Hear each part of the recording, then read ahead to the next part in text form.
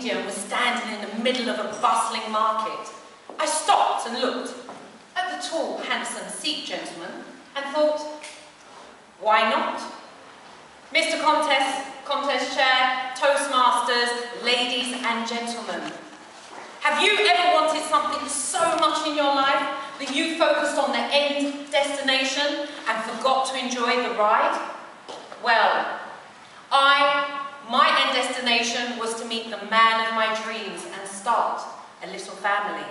So I was eager to hear what he had to say. Madam, I'm going to ask you 3 things. Please, think them only. Do not say anything, and I will read your mind. First, think of a number. Next, think of the name of your mother. And lastly, think of the name of an ex-boyfriend. So, I thought of a number 15, my mum's name's Kay, and an ex-boyfriend by the name of Francis. He wrote something down on a piece of paper and placed it in my hand. Now, madam, please, write these answers on a piece of paper. So I took another piece of paper, and as I was writing them down, just before I wrote Francis, I glanced at him. Now, he was looking very confident, and me being very cheeky, I decided I was going to change the game. Instead of Francis, I wrote down Jeffrey. Madam, please, open the piece of paper in your hand.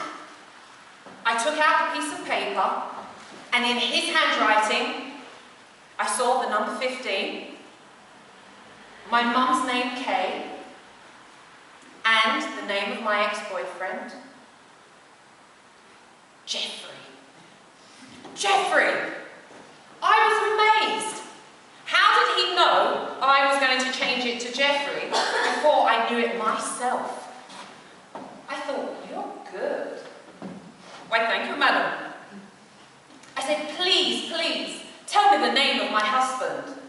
Madam, the name of your husband is John. John. So when I came back to the UK, I had high hopes that John would be waiting around the corner. But then weeks rolled into months, months rolled into years, and still no John.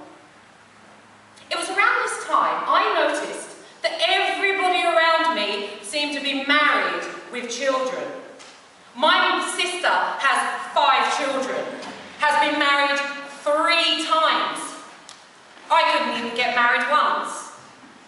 My mum was always saying, Elaine, have you met anyone? Now, I had wanted a family for just so long that it actually hit me like a ton of bricks that I may never have a family.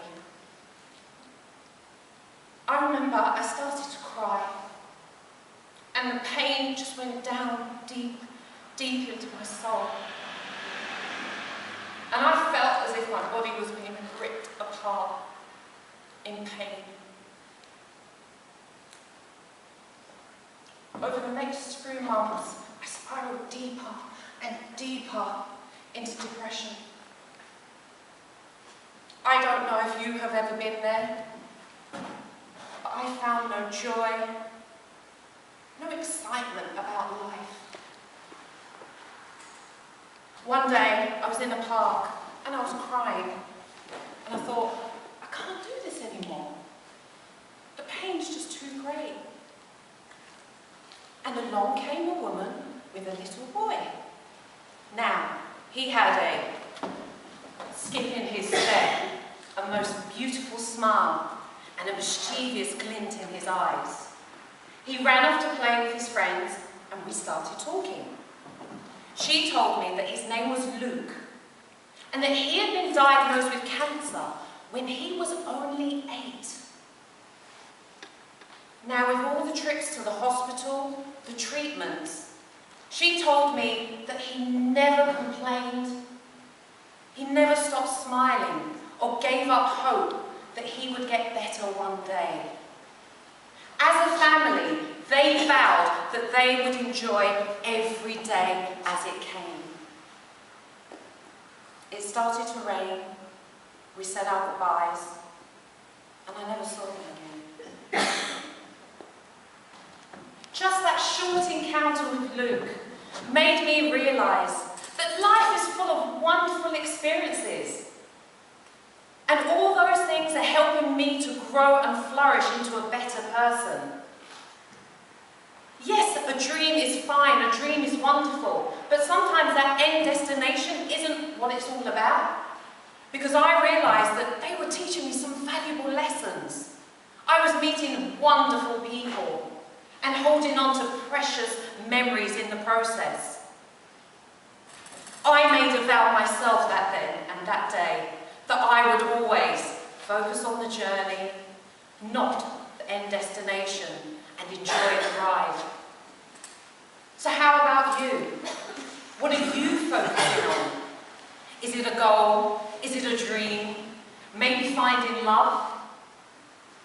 Are you getting stressed and depressed in the process? Well, can I say that you should maybe stop, take a deep breath, and say to yourself, I'm going to focus on the journey, not the end destination.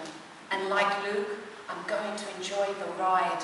Because trust me, when you make that mental shift, you also will have a skip in your step, a beautiful smile on your face, and a mischievous glint in your eyes.